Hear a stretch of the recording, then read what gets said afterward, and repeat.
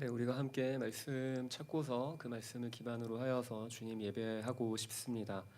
우리 에베소서 2장 말씀이고요. 3절, 4절, 5절 말씀 함께 보시겠습니다. 에베소서 2장 3절, 4절, 5절 말씀입니다.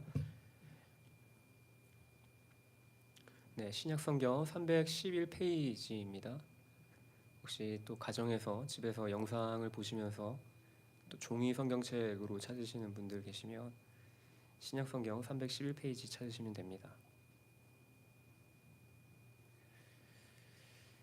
네, 우리 다 찾으신 줄 믿고 우리 한 목소리로 다 같이 읽어볼까요? 함께 읽겠습니다. 전에는 우리도 다 그 가운데서 우리 육체의 욕심을 따라 지내며 육체와 마음에 원하는 것을 하여 다른 이들과 같이 본질상 진노의 자녀이었더니 긍휼이 풍성하신 하나님이 우리를 사랑하신 그 큰 사랑으로 인하여 허물로 죽은 우리를 그리스도와 함께 살리셨고 너희는 은혜로 구원을 받은 것이라. 아멘. 바울 사도의 에베소 교인들을 향한 편지입니다. 네, 바울이 옥에 갇혀 있을 때 이제 에베소 교인들을 향하여서 쓴 편지를 저희가 방금 읽었는데요. 읽은 구절을 기반으로 하여서만 좀 말씀드리자면 바울이 이렇게 얘기합니다. 전에는 이라고 이야기하면서 여기서 말하는 전에는 복음을 들은 시점 그 이전을 얘기하는 거겠죠.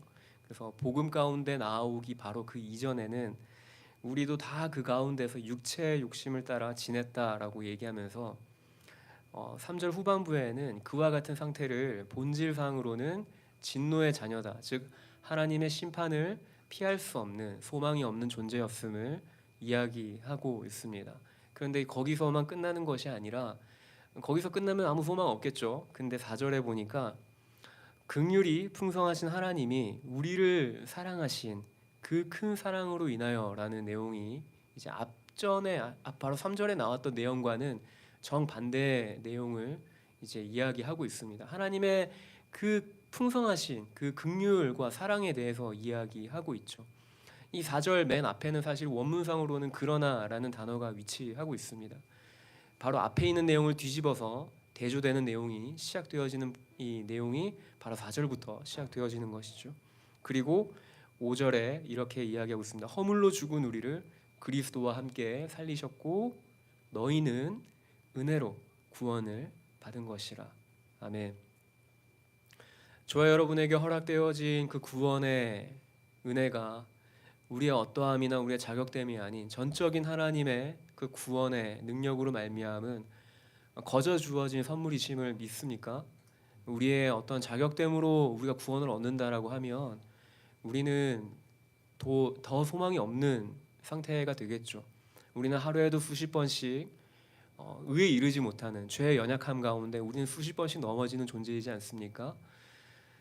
그렇기 때문에 하나님께서는 우리의 어떠함을 구원의 조건으로 삼으신 것이 아니라 하나님은 예수 그리스도라고 하는 흠 없는 완전하신 존재를 통하여서 우리의 구원을 이루셨고 그 구원의 은혜는 우리의 어떠함과 상관없이 하나님의 그 구원하기로 작정하신 그 하나님의 그 구원의 뜻과 계획에 따라서 우리가 하나님께로부터 거저받은 선물인 줄 믿습니다. 우리가 지금 함께 좀 주 앞에 기도하고 싶습니다. 우리가 주님께 거저받은 그 은혜에 우리가 좀 먼저 감사하며 나아가실까요? 우리가 우리의 어떠함도 아닌 우리의 힘이나 우리의 능이 아닌 하나님께서 우리에게 주신 그 선물과도 같은 그 구원의 은혜에 우리가 이 시간 좀 반응하며 나아가고 싶습니다. 그것이 우리의 어떠함으로 말미암은 것이 아니기 때문에 그렇기 때문에 우리는 소망이 있는 것이죠. 만약 우리 어떠함으로 말미암은 것이면 우리는 여전히 소망 없는 존재였을 겁니다. 바로 지금 이 순간에도 우리의 감정이나 우리의 생각과 우리의 어떠한 것은 우리의 자격됨으로는 하나님 앞에 설 수 없는 우리는 의롭지 못한 존재들인데 그렇지 않기 때문에 우리는 도리어 소망을 품고 하나님 앞에 나아갈 수 있는 것이죠. 그래서 우리가 시간 함께 주 앞에 기도하며 나아가실 때 주님, 내가 그 은혜 안에 머물길 소망합니다. 나의 어떠함에 갇혀 있는 것이 아니라 나의 어떤 자격됨을 주 앞에 들고서 나아가는 것이 아니라 하나님 아버지 앞에 주님이 나에게 열어놓으신 예수 그리스도로 말미암는 그 새로운 산 길, 그것을 내가 부여잡고 내가 그것을 의지하여서 내가 하나님 앞에 나아가길 소망합니다. 나의 의가 아닌 주님이 열어놓으신 그리스도로 말미암는 그 의를 붙잡으며 주 앞에 나아가십시다. 그래서 주님, 내가 이 시간 나의 어떠함이 아닌 예수 그리스도로 말미암아서 내가 주 앞에 담대히 나아갑니다. 우리가 이 시간 그 은혜 안에 머물기로 우리가 결정하시면서 우리가 이 시간 주님께 감사드리며 그 주님의 은혜에 감사드리며 우리가 함께 기도하며 나아가십시다. 기도하시겠습니다. 사랑의 주님, 이 시간 기도하며 나아갑니다. 주님, 우리의 어떠함이 아닌, 우리의 힘도 아닌, 우리의 능도 아닌 오직 예수 그리스도로 말미암는 그 은혜 가운데 내가 계속적으로 머물러 있길 소망합니다. 주님, 이 예배가 그 은혜로우신 아버지 주님, 그 자비로우신 아버지 주님, 한량 없으신 아버지 주님, 크고 무한하신 주님의 그 사랑 가운데 나아간 예배 되어지길 소망합니다. 주님, 이 시간 가운데 나의 생각이, 나의 마음이 나의 어떠함에 묶여있지 아니하게 하여 주십시오. 오직 주님의 아버지 주님 그 은혜 가운데 내가 머물러 있길 소망합니다. 주님, 아버지 주님, 계속적으로 나의 생각이, 나의 마음이 주님께로 향할 수 있도록 주님 하나님 나를 도우시고 나의 생각과 마음을 주장하시고 아버지 주님 나와 함께 해주십시오. 그래서 우리가 한 가지를 더 주 앞에 기도하며 나아가실까요? 우리가 성령의 충만함을 주 앞에 구하며 나아가십시다. 성령 하나님, 이 예배 가운데 충만히 임재하여 주십시오. 성령의 충만함을 따라 아버지 주님, 우리가 주 앞에 우리의 마음을, 우리의 모든 생각을, 우리의 감정을 주 앞에 내어 맡기길 소망합니다. 주님, 당신이 내 삶의 주인이십니다. 나의 모든 이성에, 나의 모든 감정의 영역까지도 주님, 당신이 내 삶의 주인이십니다. 그 주님의 주권을 인정하시면서 우리가 성령의 충만함을 구하며 주 앞에 기도하며 나아가십시다. 기도하겠습니다. 주님, 이 시간 그래서 아버지 주님 기도하며 나아갑니다. 성령 하나님, 우리 가운데 함께 하시고 성령 하나님, 우리 가운데 아버지 주님 친히 역사해 주십시오. 주님 하나님 아버지께서 아버지 주님, 우리의 모든 예배 자리 가운데, 이 예배 가운데 충만히 임재하여 주십시오. 오직 아버지 주님 성령이 인도하시는 대로, 우리의 마음을 주장하시는 대로 우리가 주님 예배하기 원합니다. 그 아버지 주님, 우리가 주의 얼굴을 구하며 주의 음성을 구하며 나아가길 소망합니다. 주님, 우리의 모든 감정을 아버지 주님 다스려 주십시오. 우리의 생각을 다스려 주십시오. 주장하여 주십시오. 아버지 주님, 내 삶의 주인이 주님이십니다. 나의 모든 생각과 마음의 주인이 주님이십니다. 나의 모든 감정의 영역까지도 주님께서 아버지 주님 내 삶의 주인이 되시고 내 마음의 주인이 되셔서 이 시간 하나님 아버지, 내가 주님을 더 예배하도록, 주의 이름을 찬양하도록 아버지 주님, 주님의 그 선하심에, 하나님 아버지 그 인자하심에, 주님의 그 성품에, 주님에게 어떠한 분이신지를 내가 아버지 주님 믿음의 눈으로 바라보며 주님께 더 가까이 나아가게 해주십시오.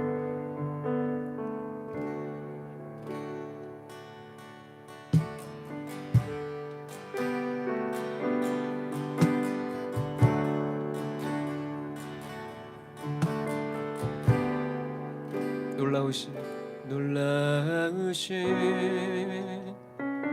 주의 은혜, 주의 사랑 흘러오네. 십자가에 달리신 그 손과 발, 그 은혜가 나를 덮네. 놀라우신 주의 은혜, 주의 사랑 흘러오네. 십자가에 달리신 그 손과 발, 그 은혜가 나를 덮네. 나를 덮네. 나를 덮네.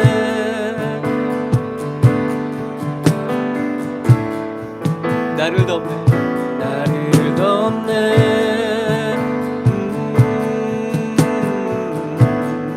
주의 은혜, 주의 은혜,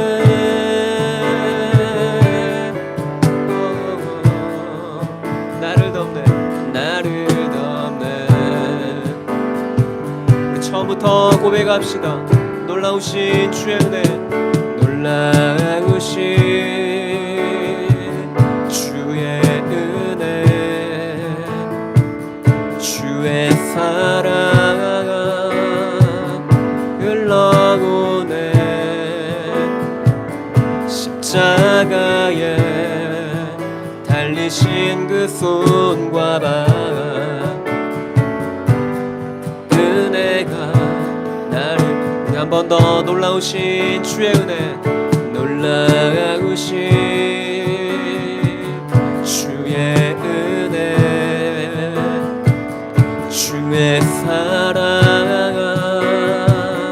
흘러오네 십자가에 달리신 그 손과 발 은혜가 나를 덮네 나를 덮네 나를 덮네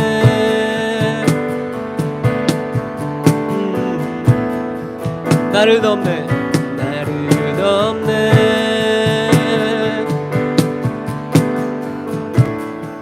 주의 은혜 주의 은혜 나를 덮습니다 나를 덮네 우리 한 번 더 나를 덮네 나를 덮네 나를 덮네 나를 덮네 주의 은혜 주의 은혜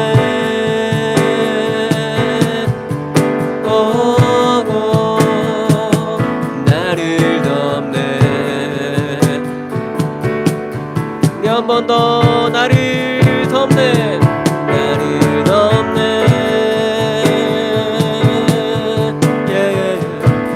나를 덮네 나를 덮네 나를 덮네 주의 은혜 주님의 은혜 나를 덮네 다시 한 번 더 나를 덮네 나를 덮네 나를 덮네 나를 덮네 주의 은혜 주의 은혜 나를 덮네 나를 덮네 나를 덮네 나를 덮네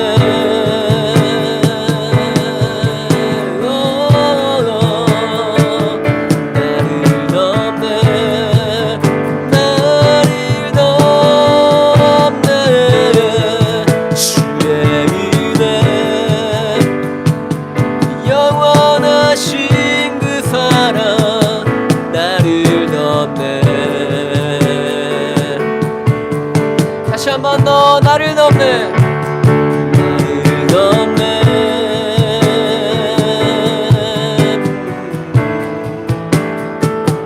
나를 덮네 주의 은혜 주의 은혜 나를 덮네 나를 덮네 오 놀라운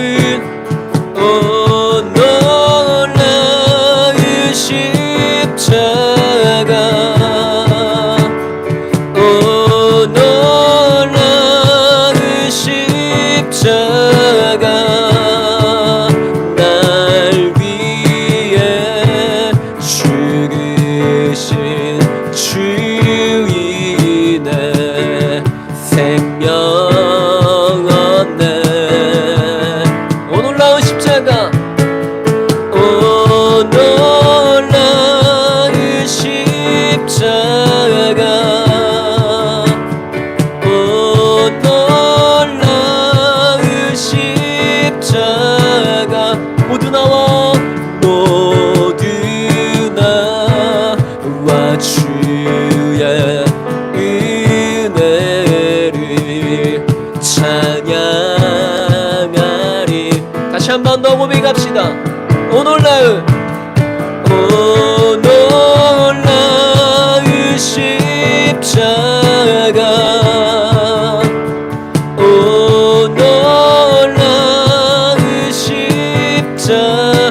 날 위해 죽으신 주이네. 생명 얻네. 오 놀라운 십자가, 오 놀라운 십자가, 모든 나와 주의 은혜를 찬양하리.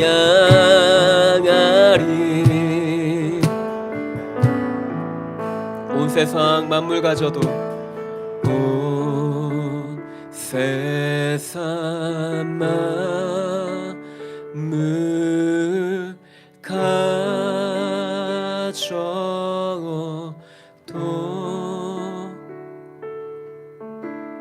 주 은혜 못다 갚겠네.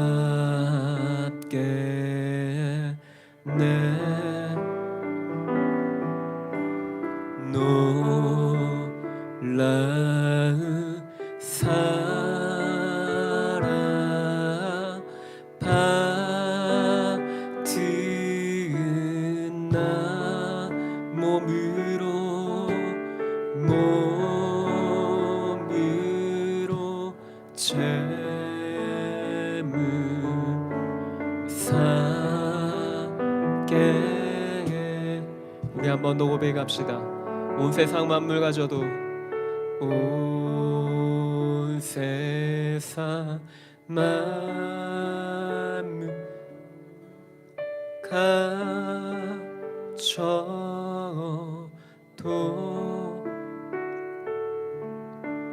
주 은혜 못다 갚게.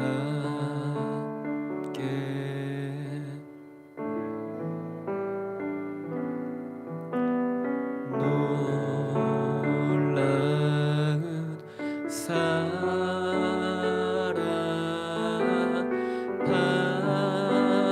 받은 나 몸으로 재물, 몸으로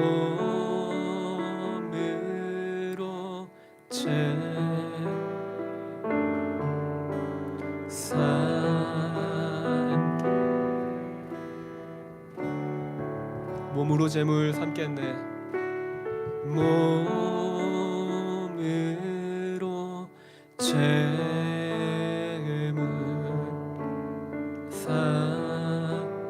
삼게. 우리 마지막으로 고백합시다. 삶으로 재물 삼겠네. 삶으로 재물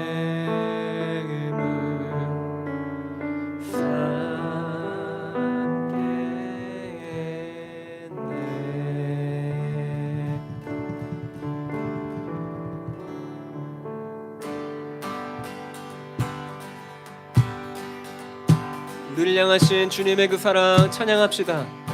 어떤 말로도 모두 다 말할 수 없네. 내게 차고 넘치게 채워주시는 은혜.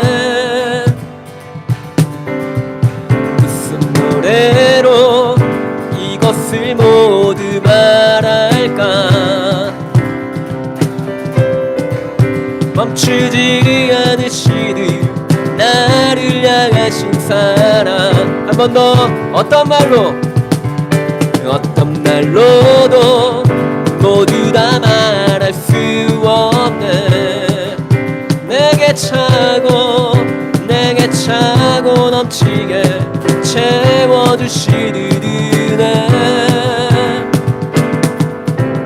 무슨 노래로 이것을 모두 말할까. 멈추지 않으시는 나를 향하신 사랑. 멈출 수 없네. 멈출 수 없는 멈추지 않으리 주를 향해 부르는 이 노래 다음이 없네 다음이 없네 끝나지 않으리 우릴 향해 넘치는 그 사랑 어떤 말로도 모두 다 말할 수 없네 내게 차고 넘치게 채워주시는 은혜 무슨 노래로 이것을 모두 말할까 멈추지 않으시는 나를 향하신 사랑 한 번 더 어떤 말로도 모두 다 말할 수 없네 내게 차고 넘치게 채워주시는 은혜 무슨 노래로 이것을 모두 말할까 멈추지 않으시니 나를 향하신 고백합시다 멈출 수 없네 멈추지 않으리 주를 향해 부르는 이 노래 다음이 없습니다 다음이 없네 끝나지 않으리 우릴 향해 넘치는 그 사랑 한 번 더 멈출 수 없네 멈추지 않으리 주를 향해 부르는 이 노래 다음이 없네 끝나지 않으리 우릴 향해 넘치는 그 사랑 어떤 말로도 모두 다 말할 수 없네 내게 차고 넘치게 채워주시는 은혜 무슨 노래로 이것을 모두 말할까 멈추지 않으시는 나를 향하신 사랑 다시 한 번 더 어떤 말로도 모두 다 말할 수 없네 내게 차고 넘치게 채워주시는 은혜 무슨 노래로 이것을 모두 말할까 멈추지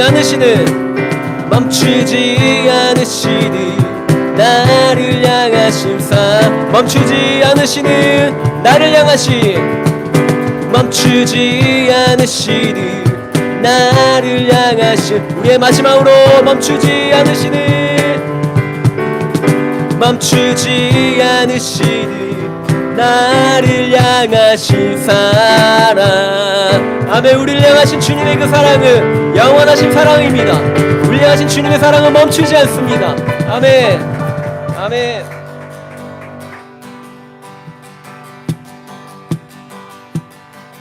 다 와서 찬양해 사랑을 주신 주 찬양해 사랑해 우리 주님 생명 주셨네 소리쳐 찬양해 기쁨을 주시는 우리와 찬양의 제사 드리며 주님께 처음부터 다 와서 찬양해 사랑을 주신 주 찬양해 사랑해 우리 주님 생명 주셨네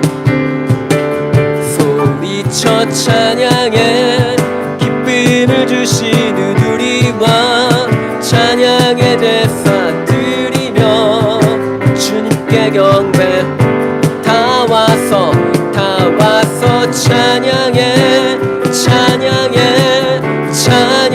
주님 찬양해 주님 우리와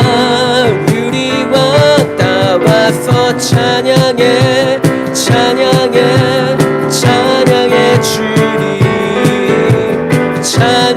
주님 우리와 처음부터 다 와서 찬양해 사랑을 주신 주 찬양해 사랑의 우리 주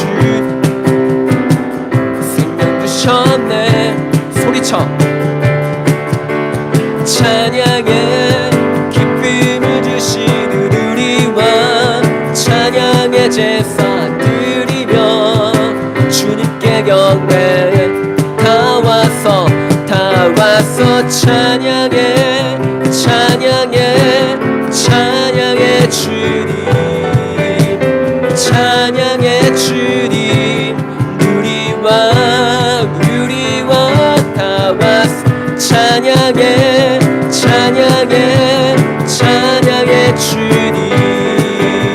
찬양해 주님 우리 한 번 더 다 와서 찬양해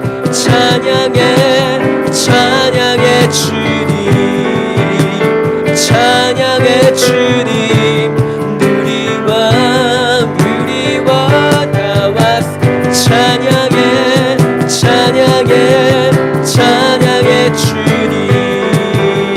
찬양해 주님 우리 한 번 더 고백합시다 다 왔어 찬양해 주님 할렐루야 찬양해 주님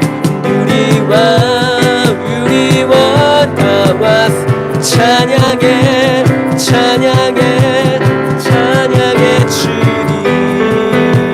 찬양해 주님 우리 아멘 우리의 왕이신 주님을 찬양받게 합당하신 분이십니다 아멘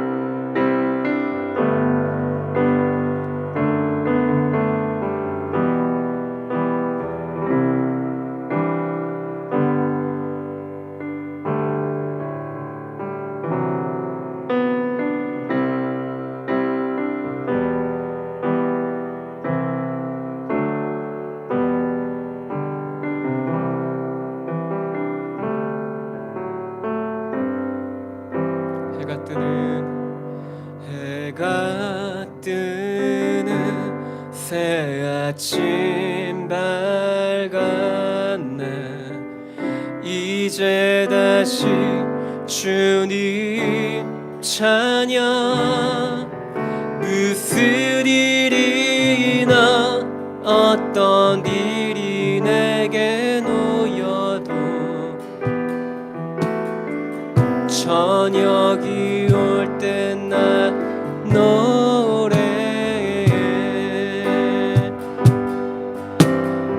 다시 한 번 더 해가 뜨는 새 아침 해가 뜨는 새 아침 밝았네 이제 다시 주님 찬양 무슨 일이나 어떤 일이 내게 놓여도 저녁이 올 때 나는 노래해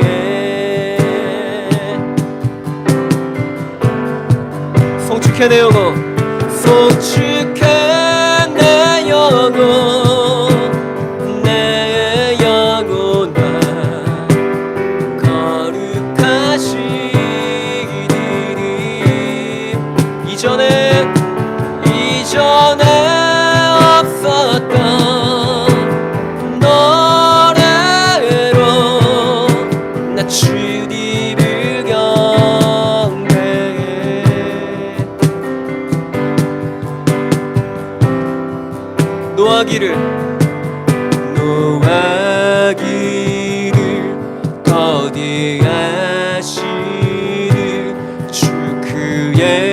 크지 사랑 넘치네.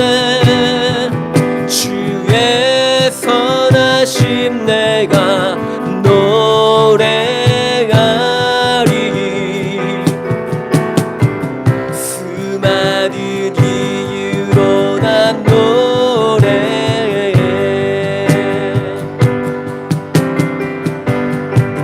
고백합시다.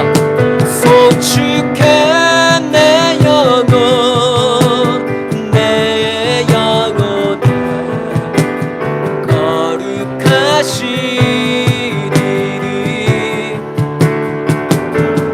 이전에 없었던 노래로 나 주님을 우리 다시 한 번 더 송축해 내 영혼, 송축해 내 영혼, 내 영혼아 거룩하시기를.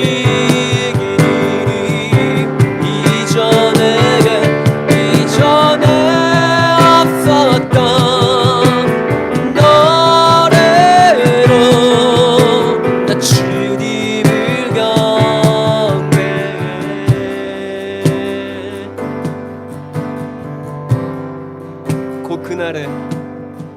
곧 그날에 나의 힘 다하고 나의 삶의 여정 마칠 때 끝없는 찬양 나 드리리라. 수많은 세월 지나 영원히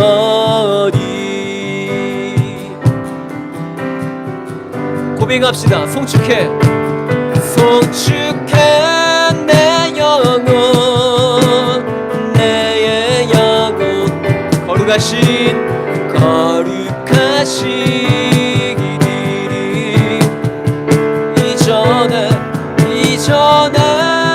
없었던 노래로 나 주님을 우리 한 번 더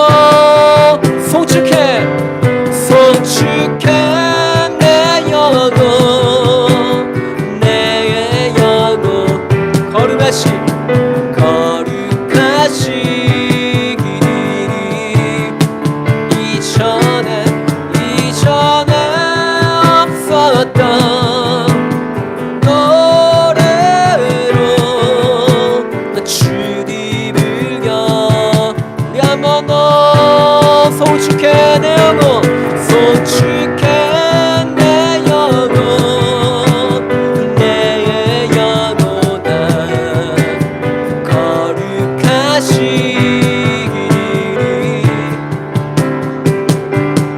이전에 없었던 노래로 나 주님을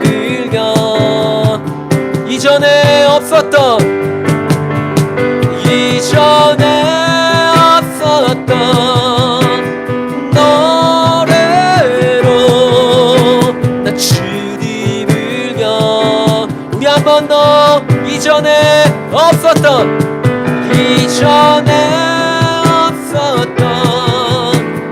노래로 나 주님을 경배해. 나 주님을 경배해. 나 주님을 경배해. 송축해 내 영혼, 송축해 내 영혼, 내 영혼아 거룩하신 이름. 이전에 없었던 노래로 나 주님을 다시 한 번 더 우리 영혼에게 명령합시다. 송축해 내 영혼, 송축해 내 영혼, 내 영혼. 거룩하신 이름, 이전에 없었던 노래로 나 주님을 경배해, 나 주님을 경배해, 나 주님을 경배해,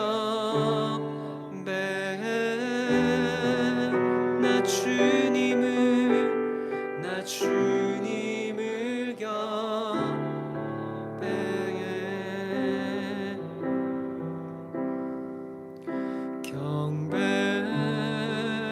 경배하리 주 하나님, 전능하신 주. 경배하리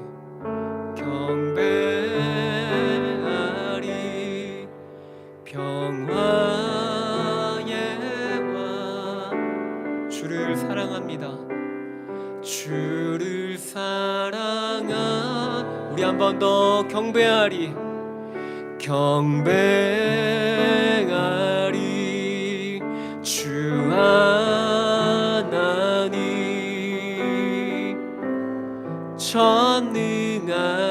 전능하신 주.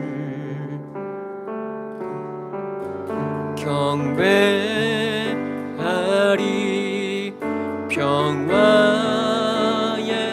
왕. 주를 사랑합니다.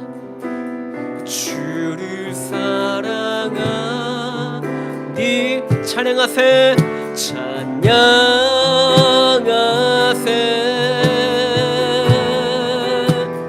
누가 주와 같으리. 경배하리, 경배하리 주 하나님, 전능하시. 우리 처음부터 고백합시다. 경배하리, 경배하리 주 하나님,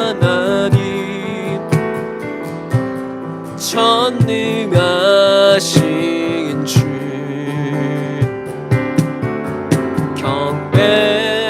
경배하리 평화의 왕. 주를 사랑합니 찬양하세, 찬양하세.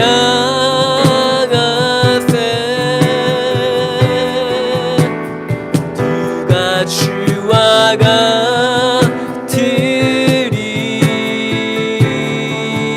경배하리, 경배하리 주 하나님, 전능하시. 고백합시다. 찬양하세, 찬양하세.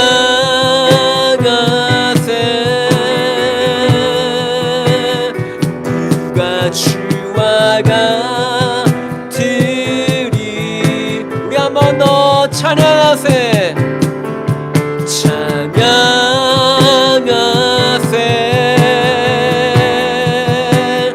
누가 주와 같으리. 우리 한 번 더 찬양하세, 찬양하세.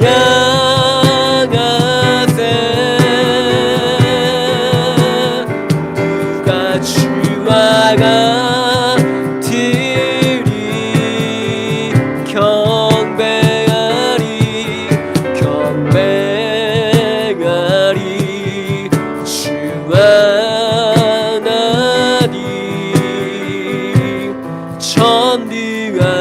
전능하신 주.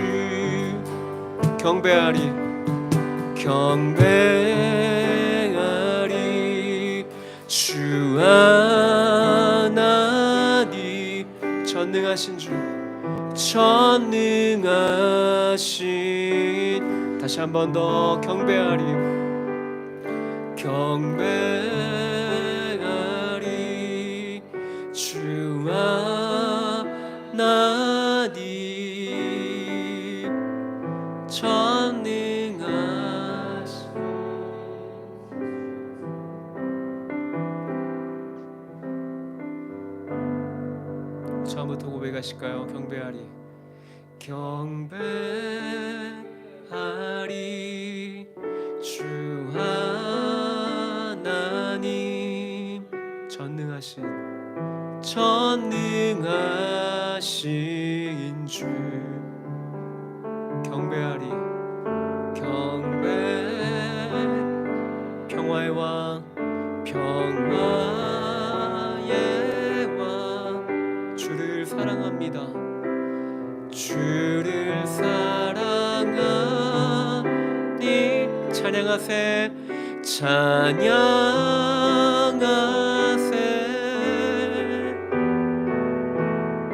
누가 주와 같으리. 우리 한 번 더 찬양하세. 누가 주와 같으리. 찬양하세.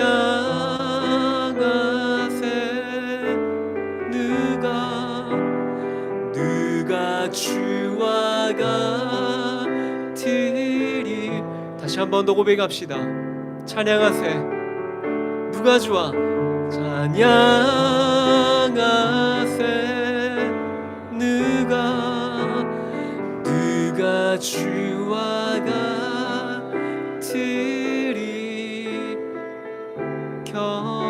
경배하리, 경배하리.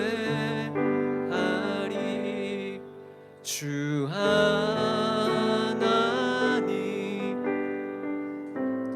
전능하신 주. 우리 마지막으로 경배하리, 경배하리. 주 하나님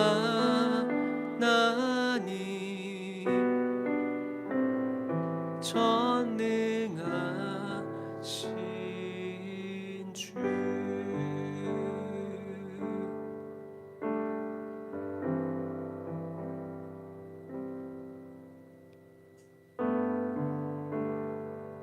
그래서 우리 함께 기도하며 나아가실까요?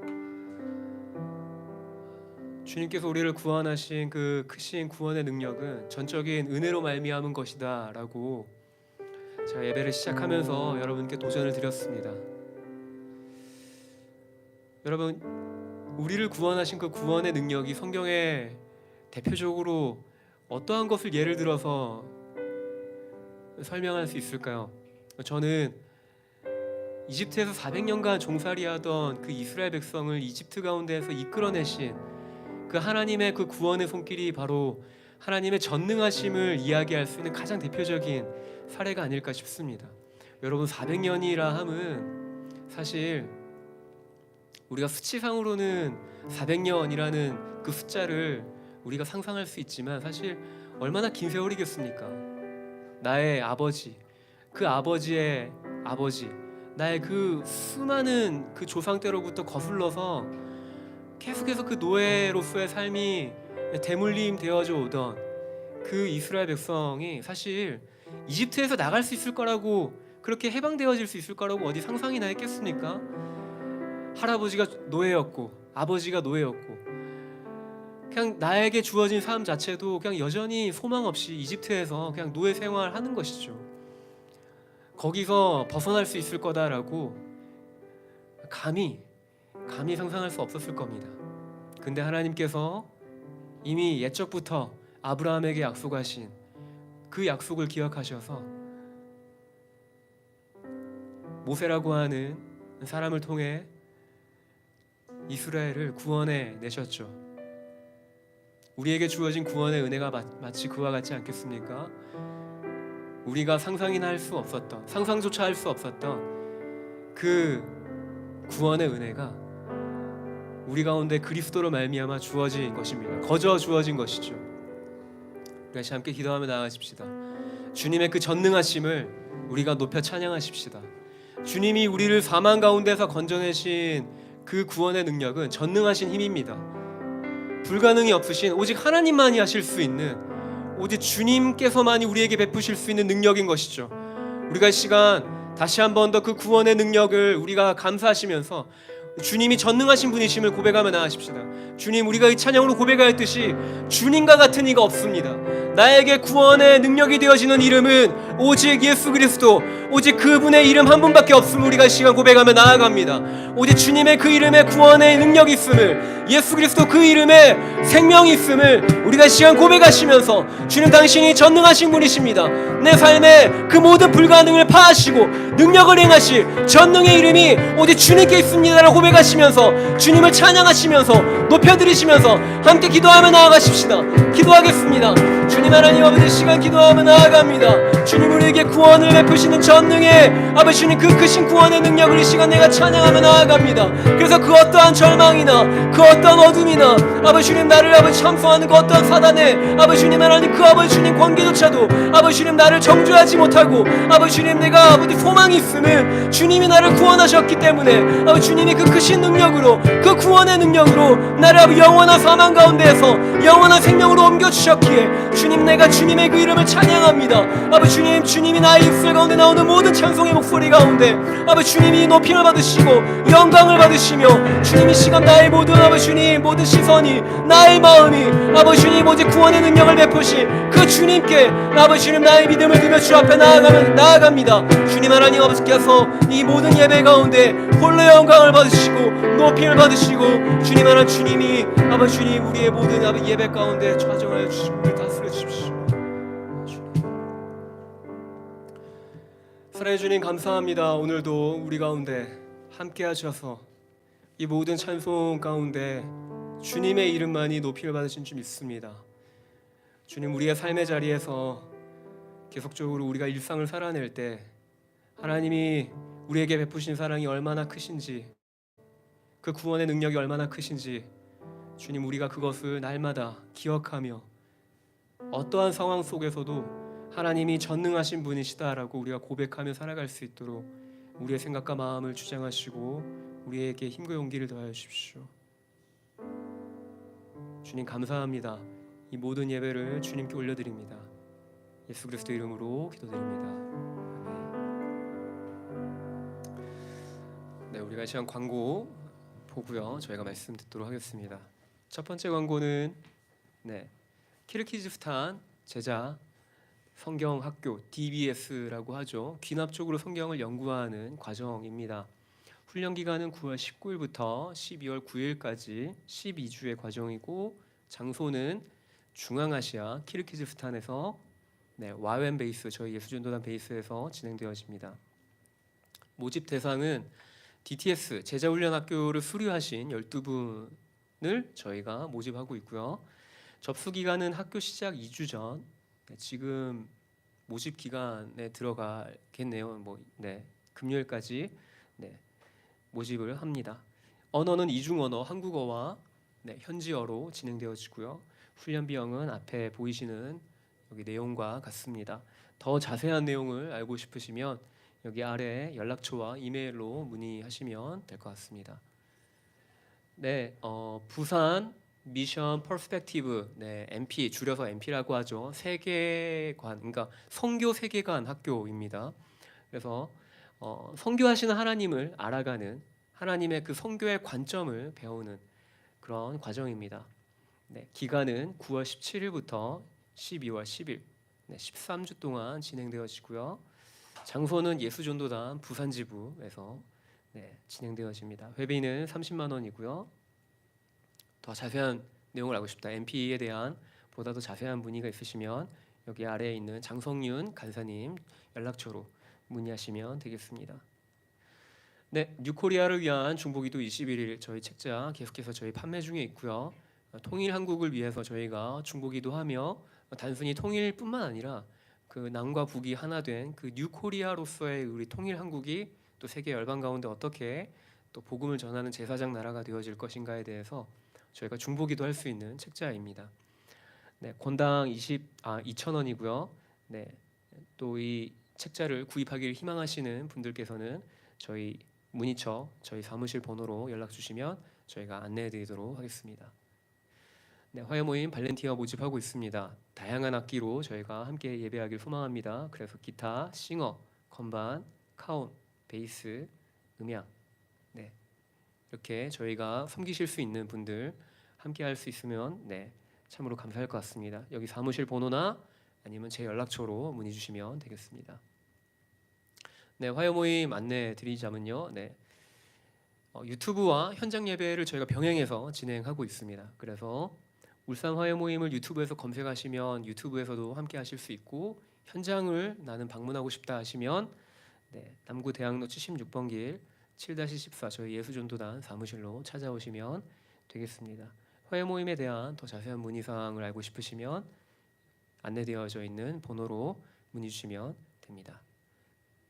네, 말씀 듣는 시간 저희 갖고 싶습니다. 우리 말씀 전해주실 분은 예수전도단 울산 지부장으로 섬기고 계신 우리 원정명 간사님 앞에 나오셨는데요. 우리가 함께 사랑과 존경으로 주의 사랑으로 사랑합니다. 주의 사랑으로 사랑합니다.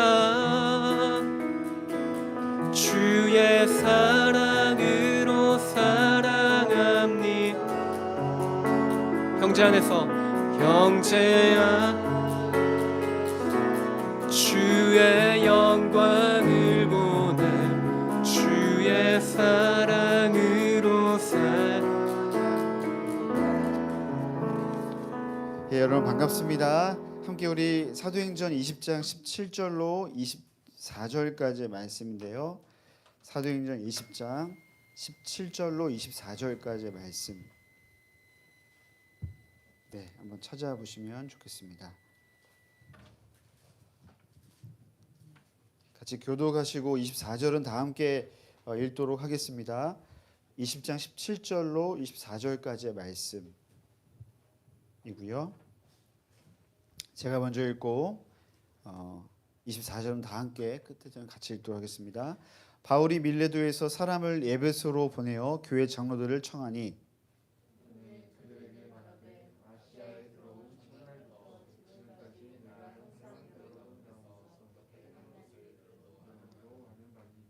곧 모든 겸손과 눈물이며 유대인의 관계로 말미암아 당한 시험을 참고 주를 섬긴 것과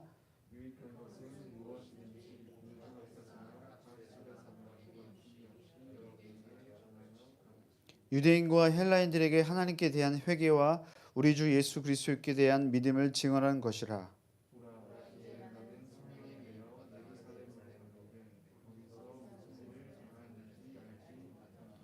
오직 성령이 각성해서 내게 증언하여 결박과 환난이 나를 기다린다 하시나 내가 달려갈 길과 주 예수께 받은 사명 곧 하나님의 은혜의 복음을 증언하는 일을 마치려 하면은 나의 생명조차 조금도 귀한 것으로 여기지 아니하노라.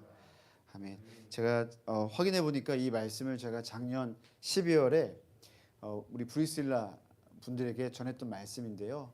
좀 각색해서 오늘 다시 한번 이 말씀을 나누고 좀 하나님 우리에게 주신 도전 앞에 또 기도하는 시간을 가지면 좋겠습니다.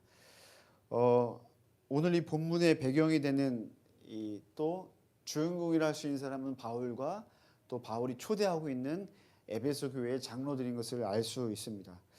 바울의 위치를 보면 바울은 지금 밀레도라는 장소에 있습니다. 이 밀레도라는 지역은 오늘날 터키라는 나라의 이름이 바뀌었죠. 티르키예 나라의 남서쪽에 위치한 항구 도시였습니다. 바울은 이 밀레도에서 에베소 지역에 있는 교회 장로들을 만나고 싶어 했습니다. 그들에게 할 이야기가 있었기 때문이죠. 그러나 바울은 직접 에베소로 가지 않고 오히려 어떤 사람들에게 부탁해서 그 에베소 교회 장로들을 자신 있는 밀레도로 오게 합니다. 사실 에베소는 위치적으로 밀레도에서 그렇게 멀지 않은 곳에 위치해 있었습니다. 그럼에도 불구하고 바울이 에베소로 직접 가지는 않게 되죠. 크게 두 가지 이유 때문인 것을 성경 학자들은 이야기하는데요. 첫 번째는 에베소에 가면 생각보다 많은 시간을 보낼 수 있기 때문에 바울에게는 그럴 만한 그렇게 많은 시간을 소요할 만한 시간이 없었기 때문입니다. 또 바울은 에베소에서 아뎀이라고 불리는 우상의 신상과 관련된 그 문제로 인해서 예전에 에베소의 많은 사람들에게 표적과 같은 공공의 적이 되어 있었기 때문에 이러한 이유 때문에 바울은 에베소에 직접 가지 않았고 에베소 교회 장로들이 밀레도로 오게 되었던 것입니다. 바울은 그들을 만나자마자 말하기 시작하죠. 우리가 읽었던 이제 내용 중에 18절부터 21절까지 내용이 그 말한 내용이 포함되어 있는데요. 여러분 그 처음으로 한 말이 있는데 처음으로 한 말이 18절에 해당이 됩니다. 여러분 18절을 한번 눈으로 보시고요. 요약하면 다음과 같은데요. 이런 내용을 담고 있습니다. 바울이 이렇게 말하는 겁니다. 당신들은 내가 당신들에게 어떻게 행하였는지 알고 있을 것입니다. 이렇게 요약할 수 있을 거예요. 바울이 얘기하는 겁니다. 당신들이라 말했지만 사실 바울에게 있어서 이 에베소 교회의 장로들은 그렇게 먼 관계가 아니라 가까운 관계를 할 수 있겠죠. 그래서 얘기하는 겁니다. 내가 그대들에게 했던 것이 무엇인지 어떻게 행하는지 알고 있을 것입니다 라고 이야기하는 거죠. 그런데 여기서 우리가 좀 주목할 표현이 있는데요. 그 표현은 어떤 것이냐면 어떻게 행하였는지라고 하는 표현입니다. 여러분 바울이 내가 당신들에게 어떻게 가르쳤는지라고 말할 수도 있고 혹은 내가 당신들에게 어떻게 설교했는지라고 이야기할 수도 있었을 것입니다. 그런데 이 사도행전을 기록한 누가라고 하는 사람이 굳이 바울이 에베소 교회 장로들에게 했던 그 모든 내용을 함축적으로 얘기할 때 행하였는지라고 표현하고 있는 것은 우리에게 시사하는 바가 있을 것입니다. 행하였다라고 하는 것은 바울이 말하고 행동한 내용을 모두 다 포괄한다고 이야기할 수 있을 것입니다. 그런데 바울이 행한 것은 조금 전에 저희 나눴던 것처럼 바울이 말한 것, 설교한 것만 이야기하는 것이 아니겠죠. 저와 여러분이 이해하듯이 바울이 행한 것은 그가 말한 대로 바울이 그렇게 살았던 삶을 의미한다고 볼 수 있을 것입니다. 말한 대로 그렇게 살았던 것. 여러분이 지금 이렇게 와 있는 곳은 그냥 예배 모임이 아니라 예수전도단 YM의 예배 모임이죠. 화해 모임이라고 말하죠. 근데 YM에서도 이 말한 대로 행하는 것을 굉장히 중요하게 여깁니다. 굉장히 중요하게 여겨요. 그래서 저희 선교단체에서 저희 정관이라 할 수 있는 18가지 기본 정신이 있는데요.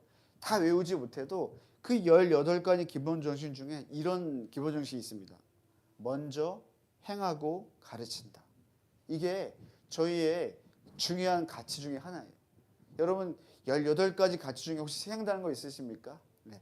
하나님을 안다. 이런 거 있지 않습니까? 음성을 듣는다. 이런 것도 있는데 놀랍게도 먼저 행하고 가르친다라고 하는 이 가치가 저희 단체 안에 너무나 중요하게 설교자들에게 혹은 사역자들에게 중요한 가치로 있다는 거죠. YM의 지도자 중에 한 사람이라고 할 수 있는 달린 커님이라는 분이 있습니다. 로렌 커님의 아내이기도 하죠. 로렌 커님은 YM을 설립했던 분인데 그분의 아내입니다. 근데 그분의 아내가 또 다른 분과 함께 저술한 책의 이름이 Value Matters라고 하는데요. 한글로 풀이하면 가치가 중요하다는 책이 있는데 이 책에서 이 먼저 행하고 가르친다라고 하는 내용을 좀 설명한 부분이 있습니다. 제가 그 부분을 좀 각색해서 한번 읽어보도록 하겠습니다. 우리는 말씀과 삶의 경험을 하나님의 사람들로부터 배우면서 성장했다. 우리는 이것을 살아있는 커리큘럼이라고 불렀다. 코리텐 붐. 그래서 코리텐 붐이라는 분이 이제 유명한 네덜란드의 설교자이기도 하면서 여러분 나치 정권 때 실제로 이것 때문에 투항하기도 했고 많은 유대인들을 구출했던 그래서 가족들이 다 죽었거든요. 그래서 이 코리텐 붐이라는 분 나옵니다. 코리텐 붐은 나치 강제 수용소에서 아버지와 누이를 잃었다.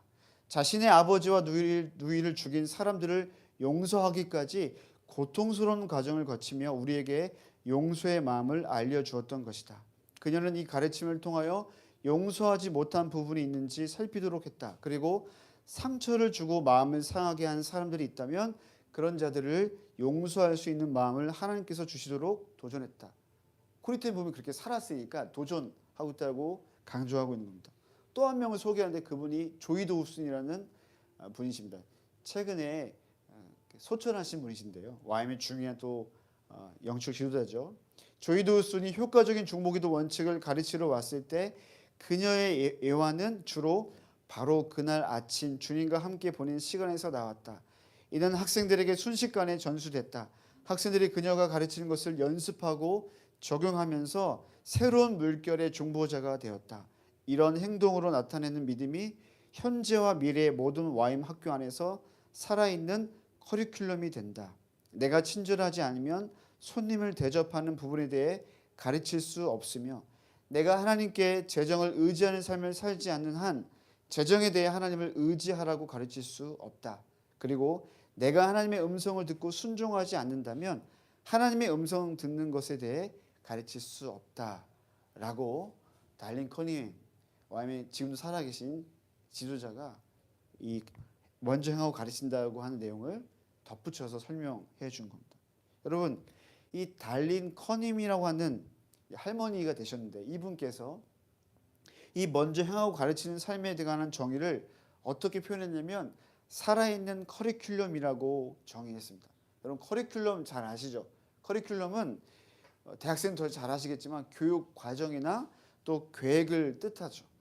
근데 여기서 달린이 말하고 있는 교육 과정과 이것은 뭐냐면 여러분이 잘 알고 있는 들어본 적 있는 YM에서 말하는 DTS 또 다른 어떤 훈련 학교를 이야기합니다. 그 훈련 학교에서 너무나 중요한 커리큘럼이 무엇이냐면 강사도 중요하고 강의도 중요하지만 뭐라고요? 살아있는 커리큘럼 바로 먼저 행하고 가르치는 것. 말씀을 전하는 강사가 그 말하는 내용을 실제로 살아내는 것들이 반드시 필요하다라고 이야기하고 있는 것입니다. 여러분, 바울은요 에베소 장로들과의 마지막 시간 이 고별 설교와 같은 이 시간에 무엇을 강조하고 있냐면 말한 대로 행한 삶, 즉 먼저 행하고 가르치는 삶을 도전합니다. 이 바울이 에베소 장로들에게 했던 이 메시지를 통하여 우리 이 시대에 살고 있지 않았지만 우리도 우리에게 질문해 볼 필요가 있겠죠. 여러분은 설교자가 아닐 수도 있고 여러분은 복음을 실제로 전하는 사역자가 아니라 할지라도 한번 질문해 볼 수 있는 겁니다. 여러분은 무엇을 말하면서 살고 있는가? 또 그 내뱉은 말을 행하면서 살아가고 있는가? 스스로 한번 질문해 볼 필요가 있는 것입니다. 그렇다면 지금 바울이 내가 너희에게 행하였다라고 어떻게 행하였는지 이 행하였던 삶의 내용이 무엇인지 19절에서 21절까지 그 내용을 이야기하고 있습니다. 여러분 한번 19절을 한번 우리가 읽어보면 좋겠는데요. 19절 한번 읽어볼까요? 시작. 곧 모든 겸손과 눈물이며 유대인의 관계로 말미암아 당한 시험을 참고 주를 섬기옵까. 첫 번째 바울이 내가 너에게 행하였다라고 말한 대로 어떻게 행하는지 그 삶에 대한 그 첫 번째 내용이 무엇이냐면 겸손한 마음으로 주님을 섬겼다라고 이야기합니다. 여러분 겸손의 의미를 잘 아실 겁니다. 그렇죠? 겸손하다라고 하면 온유함이 떠오를 수 있는데 여기서 말하는 겸손의 의미도 크게 다르지 않지만 사실 여기서 말하는 겸손의 의미는 보다 더 근본적입니다. 어떤 내용이냐면 이런 겁니다. 높은 곳이 아닌 낮은 곳에 우리의 생각과 마음을 두는 것. 이것이 여기서 말하는 겸손의 의미를 가장 잘 적절하게 설명할 수 있을 것입니다. 바울이 말한 겸손이란 복음을 위하여서 예수 그리스도를 위하여서 자신이 누릴 수 있는 권리를 포기하는 것, 낮은 자리에 있는 것을 이야기하는 것입니다. 또한 복음을 위하여서 자신이 더 성공할 수 있고 높아질 수 있는 영광스러운 자리를 포기하는 것, 이것이 바로 겸손히 주님을 섬기는 것을 의미하는 것입니다. 바울은 그렇게 겸손하게 예수님을 따라가며 주님을 섬겼다, 사역했다라고 말하고 있죠. 여러분은 어떤 자세로 예수님을 믿으면서 따라가고 계십니까? 혹시 여러분의 행복 혹은 성공 그것을 위해서 좀 높은 자리에서 예수님을 따라가고 있지는 않은지 우리는 질문해 볼 필요가 있을 것입니다. 성경에서 바울을 통해서 우리에게 도전하는 아주 간단한 메시지는 무엇이냐면 그 낮은 자리. 그 낮은 자리가 무엇입니까? 예수님께서 걸어가셨던 희생과 섬김의 그 낮은 자리에서 예수님을 따라가라고, 그것이 겸손이라고 우리에게 가르쳐 주고 있습니다. 만약에 여러분이 그런 삶을 지금 살아가고 있고 그런 삶을 살기 위해 대가를 지불하고 권리를 포기하고 계신다면 성경이 기록된 대로, 바울이 증언했던 대로 우리는 예수님을 잘 따라가고 있는 줄 믿습니다. 사랑하는 여러분, 겸손하게 주님을 따라가시기를 축복합니다. 두 번째, 바울은 어떻게 이야기합니까?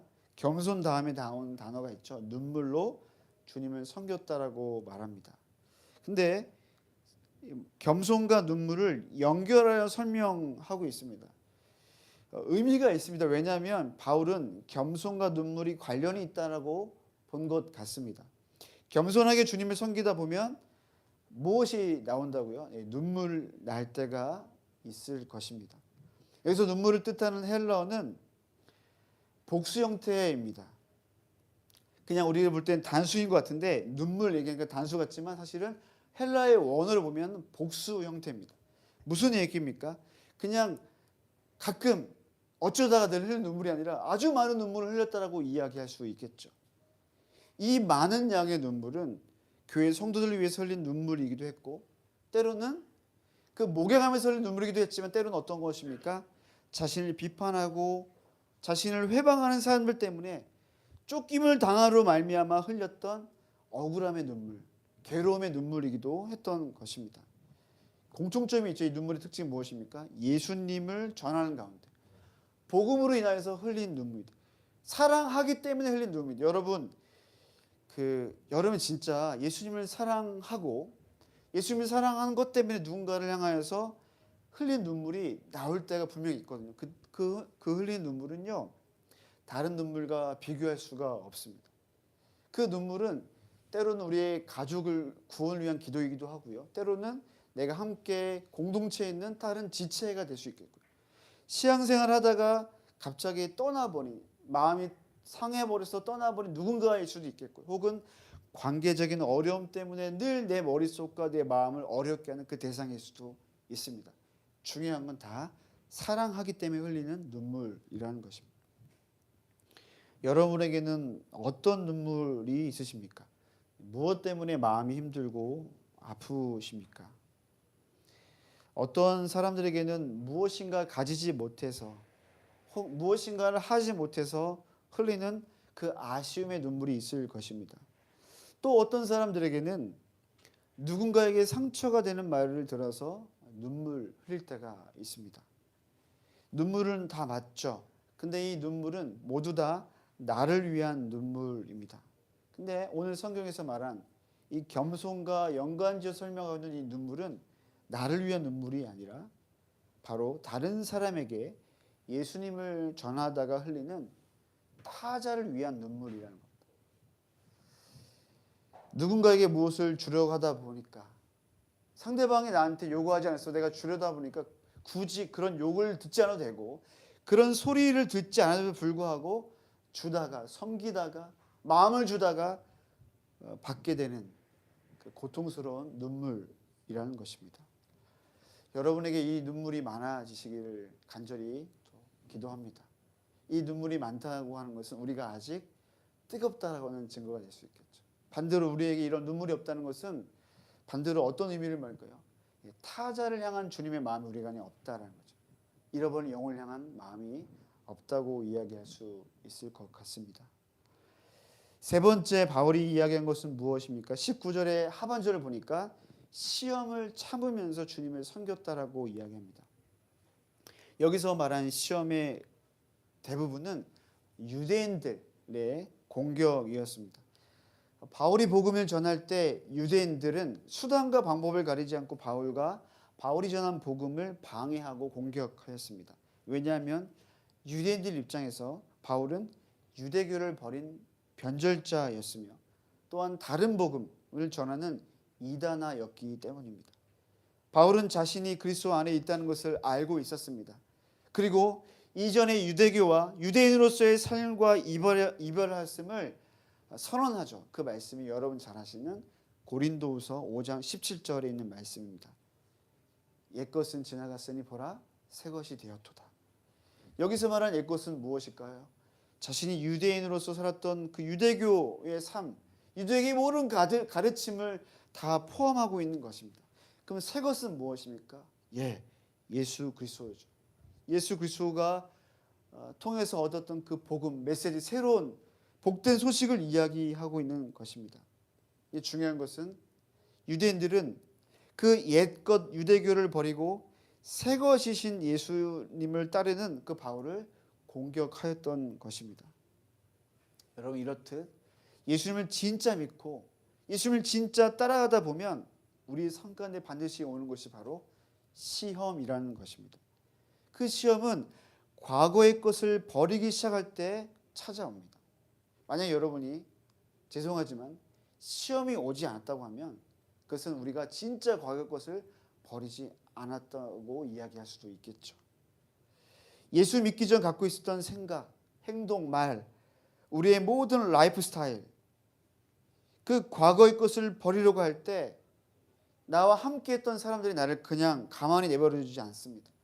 말로도 행동으로도 여러분을 시험하게 할 수 있습니다. 때로는 그것이 예수 그리스도를 아직 모르는 주님의 사랑이 필요한 여러분의 가족일 수도 있겠고 친구일 수도 있습니다. 혹은 여러분이 공부하고 있는 어떤 학문일 수도 있을 수 있겠죠. 과거의 생각과 행동이 여러분들을 예수님을 따라가지 못하도록 만들 수 있다는 것입니다. 저는 작년 11월 말경에 몽골을 다녀온 적이 있었습니다. 이 몽골의 어느 예배 모임에서 제가 지금 여러분과 함께 나누고 있는 이 사도행전 20장 말씀을 나눴던 적이 있었습니다. 모임이 마치고 나서 한국말을 제법 잘하는 한 자매 청년이 저에게 말을 걸어왔습니다. 자초지경을 들어보니까 이 청년은 예수님을 믿은 지 얼마 안 된 초신자였습니다. 근데 친구의 소개로 이때 목요일날 예배 모임이 있었거든요. 이 예배 모임이 있으니까 찬양 예배 모임에 함께 가자. 계속 오게 된 것입니다. 그런데 오는 도중에 두 가지 큰 시험이 있었다라고 저에게 이야기해 주더라고요. 첫 번째 큰 시험은 이 예배 모임을 소개하고 함께 오기로 약속했던 친구가 갑자기 출발했는데 못 온다고 연락이 온 거예요. 당황스럽지 않습니까? 친구가 소개했는데 자 여기서부터 시험인데 두 번째 더 큰 시험이 있었어요. 그건 뭐냐면 이 마음을 먹고 혼자 그래도 가야겠다. 이 오는 중이었는데 핸드폰을 잃어버린 거예요. 여러분 핸드폰을 잃어버리는 게 더 큰 시험이지 않습니까? 자, 그래서 이 자매가 이 청년이 자신에게 왜 이런 어려운 상황이 닥쳐야 하는지 알지 못한 채 집에 갈까 말까 엄청난 갈등을 했었던 것입니다.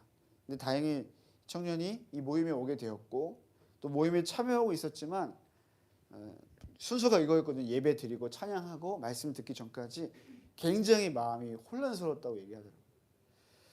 근데 그 청년뿐만 아니라 사실 저도 혼란스러웠거든요. 왜냐하면 저도 그날 예배 모임의 설교자로 초대받고 복잡한 상황이었습니다. 왜냐하면 모임이 시작되기 전에 불과 며칠 전에 갑자기 제가 설교를 하면 좋겠다라고 저한테 제안했기 때문인 거죠. 몽골에 도착했던 날이 제 기억으로 토요일 날이었던 것 같은데 주일이었나? 근데 저한테 부탁한 날은 화요일이었어요. 그러니까 이틀밖에 안 남았던 거죠. 굉장히 당황했던 기억이 있습니다. 갑자기 제안받았기 때문에 설교에 대한 준비가 전혀 되어 있지 않았고 더군다나 당시 그때가 언제였냐면요. 이따가 얘기하겠지만 한국에 오미크론이 터진 이후라 딱 발표된 이후라 대중이 많은 곳을 간다는 게 제가 좀 부담스러워요. 왜냐하면 저는 한국에 도착하면 어떻게 될지 모르니까. 그래서 웬만하면 사람 없는 곳에 가야겠다 이렇게 생각을 했었거든요. 그렇게 복잡한 마음 붙잡으며 준비한 설교 본문이 바로 여러분과 함께 나누고 있는 이 본문이었죠. 놀랍게도 제가 주님께로부터 무슨 계시를 받아서 이런 말씀이 아니라 그냥 준비해야 되니까 했던 준비 설교 내용이었습니다. 전하기 전까지 왜 그 말씀을 전해야 하는지 그 이유를 알지 못했습니다. 그런데 그날 저에게 찾아온 그 자매를 통해 제가 알게 되었던 거죠. 이 메시지는 수많은 회중들 중 어쩌면 이 자매를 위한 것이었다는 것을 어렵지 않게 제 마음속에 동의하게 해 주셨습니다. 이 청년은 그날 설교의 내용에서 예수님을 믿으면 시험이 올 수 있다고 하는 이 단순한 내용에 그동안 그 이전까지 있었던 두 가지 시험에 대한 이해를 하게 되었다고 고백해 주셨습니다. 예수님을 믿는다는 것이 무엇인지, 그 전까지는 예수님을 믿으면 좀 행복하고 모든 게 좀 나아진다고 생각했는데 성경에 있는 내용에 바울도 얘기하고 내용을 통하면서 이해하게 되었다라고 저한테 좀 위로를 받았다고 이야기해 주었습니다. 그렇게 말하는 그 청년이 참 귀해 보였습니다. 그때 막 제가 제 주머니에 있는 막 몽골 돈으로 막 헌금하는 것도 결례이고 그래서 제 마음에 뭔가 좀 주고 싶었어요. 저희는 아무것도 없으니까 뭐 한국에서 가져온 간식도 없고 그래서 잠시 생각을 하고 기도하는데 하나님께서 저에게 주시는 그런 마음이 있어서 그 이야기를 전달했죠. 내용이 이런 것이었습니다. 자매님은 핸드폰을 잃어버렸지만 예수님은 잃어버리지 않으시는 것 같습니다.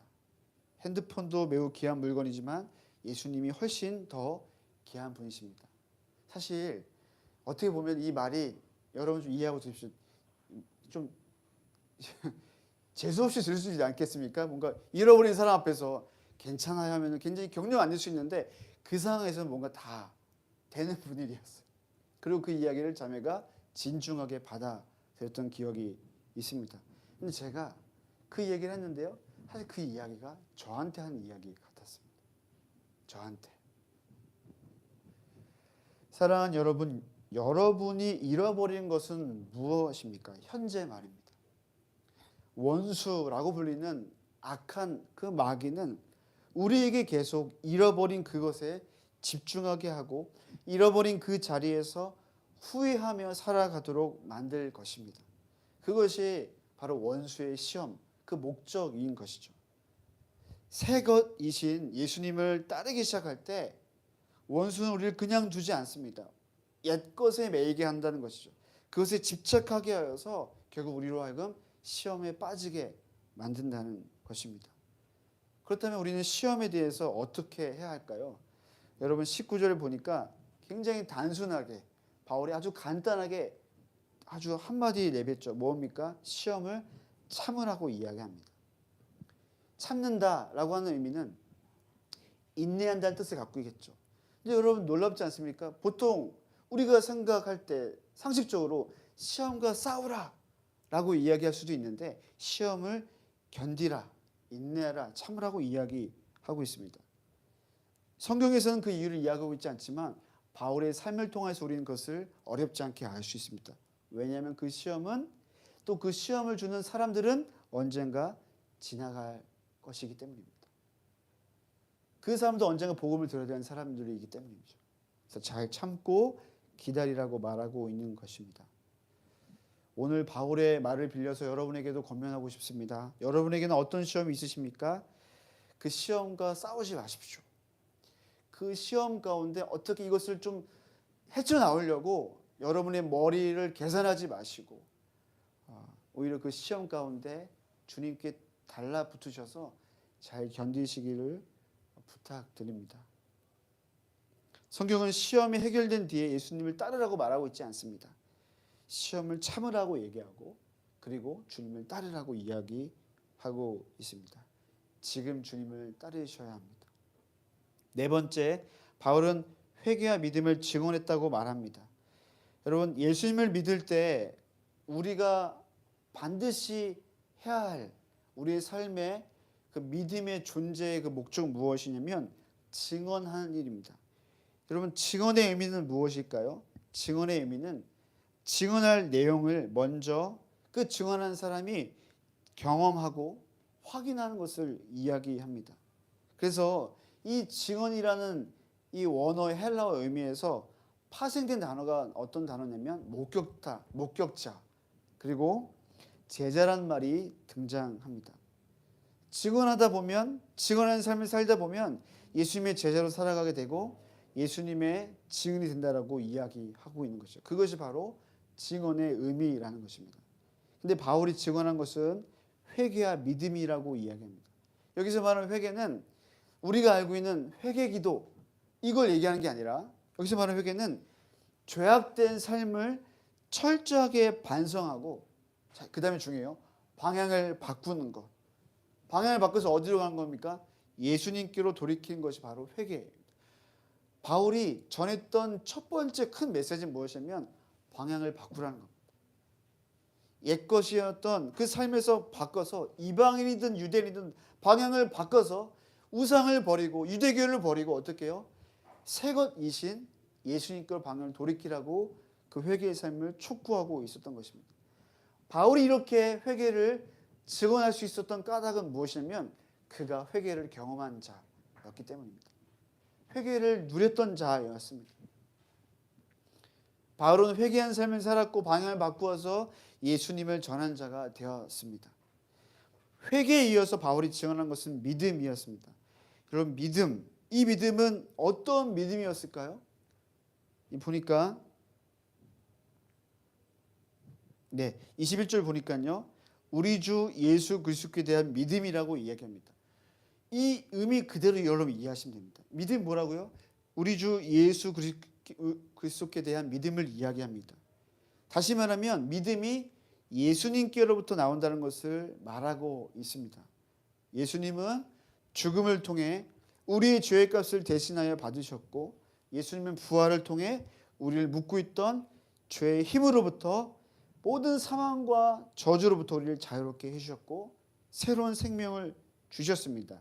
그것을 믿는 것, 예수님이 주셨다는 것을 믿는 것, 예수님으로부터 이 은혜가 나왔다는 것을 믿는 것, 이것이 바로 여기서 말하는 믿음을 이야기하는 것입니다. 그러니까 저와 여러분이 증언할 것은 이 믿음입니다. 내가 누린 것, 내가 경험한 것, 나의 정말 답이 없는 나의 삶을 인도하셨던 그 주님의 은혜를 믿는 것, 그것을 증언하는 것을 이야기하고 있는 것입니다. 바울은 이 회개와 믿음을 예수 믿는 자를 공격하는 유대인과 예수를 몰랐던 헬라인들에게 증언했다라고 말합니다. 바울이 회개와 믿음을 증언할 수 있는 이유는 거듭 말씀드리지만 자신이 직접 경험했기 때문입니다. 다섯 번째, 바울은 성령의 인도하심을 받을 것이라고 말합니다. 여러분 성령의 인도함 받는다고 말하면 어떤 이미지가 떠오르세요? 인도함을 받는다. 성령의 인도함을 받는다는 건 뭐냐면 성령이라고 하는 성령 하나님의 그 이끌림을 받아서 살아간다는 것을 이야기할 수 있습니다. 여러분 오늘 말씀을 보면 바울이 밀레도에 있었다고 말씀드렸죠. 그런데 바울이 가려고 하던 그 장소는 예루살렘이었습니다. 예루살렘으로 갈 계획을 가지고 있었습니다. 근데 그냥 가려고 한 것이 아니라 성경을 보니까 빨리 가려고 했습니다. 근데 바울이 그렇게 빨리 가려고 했던 그 예루살렘에 우리가 생각해 볼 때 왜 이렇게 빨리 가려고 했을까라고 하면 어떤 약속이 있는가? 어떤 사역적인 목적이 있는가라고 볼 수 있는데 성경에서 뭐라고 얘기하고 있습니까? 여러분 보시면 23절 한번 읽어볼까요? 23절 시작. 오직 성령이 각 성에서 내게 증언하여 결박과 환난이 나를 기다린다 하시나. 바울이 얘기하는 것, 예루살렘에 가면 자신을 기다리고 있는 것은 결박과 환난이라고 이야기하고 있습니다. 여기서 말하는 결박이란 감옥에 투옥되는 것을 말합니다. 그리고 환난이란 무엇입니까? 그 감옥에 투옥되는 과정 가운데 겪게 되는 고통을 이야기합니다. 자, 그러면 여러분 다시 한번 이 말씀을 한번 풀어볼까요? 바울이 예루살렘으로 빨리 가려고 하는 이유가 좋은 일 때문이 아니라 결박과 환난 때문이라고 말한다고 하면 우리는 그 말씀을 상식적으로 이해하기가 너무나 어렵습니다. 아무리 예수님의 복음에 사로잡혀 있는 바울이라 할지라도 자신이 당할 것을 알면서도 그 장소에 간다는 것은 상상할 수가 없는 것입니다. 근데 23절에 앞서서 22절에서 이렇게 또 이야기하고 있죠. 나는 성령에 매여서 예루살렘으로 간다라고 말합니다. 분명하게 이야기합니다. 자신은 나는 성령의 지시를 따라서 예루살렘으로 가려고 하는 것이다. 그래서 그곳에 나에게 손해가 되는 어려움과 결박과 환난이 있다 할지라도 감옥에 끌려간다 할지라도 나는 그곳에 간다라고 이야기하고 있는 것입니다. 성령에 이끌린 삶이 우리에게 무엇인지 이야기하고 있는 것이죠. 제가 아까 몽골 얘기를 했는데요. 제가 작년 11월 30일에 몽골에 출국해서 9일 정도의 일정을 마치고 12월 7일에 한국에 도착했습니다. 근데 몽골에 간 이유는 말씀을 이렇게 나누는 강의를 하기 위해서 간 거였거든요. 근데 처음부터 제가 몽골을 직접 가려고 했던 건 아니었습니다. 여러분 잘 아시는 것처럼 요즘에 줌으로 된 온라인 방식이 잘 되어 있었기 때문에 원래 저희 강의 날짜는 11월 초였거든요. 그래서 저는 원래 안 가려고 했어요. 왜냐면 그때 비행기가 안 떴거든요. 그래서 제가 정중히 거절했어요. 죄송합니다. 저는 못 갈 것 같습니다. 근데 그쪽도 다 이해해 주셨어요. 아, 그렇죠. 사실 몽골보다 한국의 상황이 어떤지 모르셨거든요. 그래서 그분들도 오케이. 그래서 제가 이렇게 우리로 말하면 이제 메신저를 주고받다가 그러다가 이제 그 정도 했으면 저도 이제 일정을 보고서 이때 하면 되겠구나 하는데 한 번 더 저한테 메시지가 온 거예요. 근데 그 메시지가 제 마음을 좀 편하지 않게 했어요. 이런 메시지 내용이었습니다. 강사님께서 몽골에 직접 오시거나 아니면 줌으로 하시거나 편하신 대로 결정해 주세요. 전 이미 결정했다고 이제 말했는데 이분들이 제 말을 이해하지 못하셨는지 또 이런 문자를 이제 보내온 거예요. 근데 저는 그 메시지가 마치 저의 마음에 있는 무엇인가를 다시 한번 질문하게 하는 메시지였어요. 제가 그래서 그래요, 오케이. 그럼 제가 직접 갈 수 있는 방법 한번 확인해 본 거죠. 그래서 항공권을 알아봤는데 야, 다행히 11월 초에는 항공권이 없었어요. 그래서 제가 보냈죠. 죄송합니다. 그때 못 갈 것 같아요. 그래서 제가 그렇게 메시지를 보내고 나서 갑자기 호기심이 발동된 거죠. 11월 2주, 3주 이때 항공권이 있을까 한번 보고 싶었어요. 왜냐하면 현지 사정에 따라서 강의 일정을 좀 변경할 수는 있을 수 있거든요. 그래서 알아본 거죠. 11월 둘째 주 항공권이 없었어요. 다행이다. 그때 그렇게 생각했죠. 저도 가고 싶지 않았거든요. 왜냐하면 항공권이 비쌌어요. 그래서 아니다. 3주차 항공권이 안 보이려고 하는데 갑자기 몇 개 보이는 거예요. 그래서 제가 불안했죠. 11월 4주차 항공권이 이렇게 많았어요. 그래서 제가 이렇게 검색했으니까 그 검색한 결과 때문인지 몰라도 그쪽에 한번 연락을 드렸죠.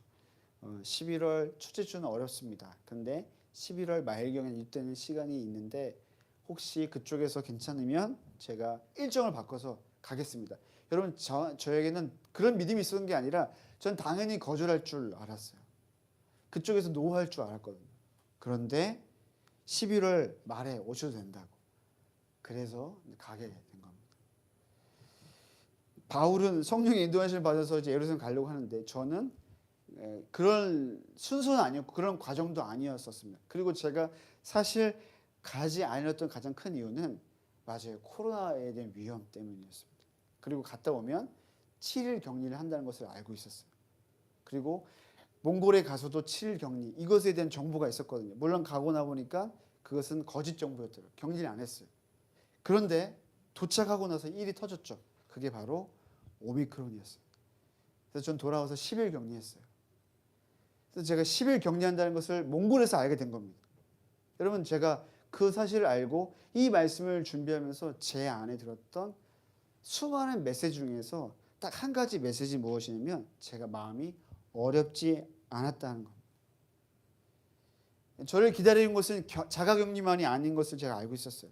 제가 몽골에서 시간을 통해서 정말 놀라우신 주님의 은혜를 경험했었습니다. 예수님 믿고 따르는 과격한 부르심의 그 초대가 저를 기다리고 있었던 겁니다. 그리고 제가 일상을 살아가면서 잊고 있었던 다시 선교에 대한 부르심이 저를 기다리고 있었던 것입니다. 저는 그것을 몽골에서의 시간을 통해서 회복할 수 있었습니다. 그래서 한국을 떠나기 전 마지막 날 밤 몽골에서 너무나 감사한 고백을 했었던 것 같습니다. 10일 정도의 그 공백은 있었지만 제가 빠르게 저희 얘기를 했지만 여러분 어쩌면 예수님 믿는 우리 모두에게도 두 가지 기다림이 있는 줄 모르겠습니다. 하나의 기다림은 예수님 믿기 때문에 당하는 어려움과 손해라고 하는 거겠죠. 마치 바울이 고백했던 것처럼 예루살렘에 가면 분명히 안 좋은 일이 일어났음에도 불구하고 그런 이야기일 수 있겠습니다. 예수님을 기다리고 있었던 십자가 순환은 당하는 일이었습니다. 이기는 것이 아니었죠. 예수님 개인에게 주어진 이익이나 혜택은 찾아볼 수가 없었던 것입니다. 그럼에도 불구하고 예수님은 자신을 기다리고 있었던 십자가를 걸어가셨습니다. 예수님은 십자가에서 당하셨지만 역설적으로 모든 사람들은 죄와 저주에서 자유케 되었습니다.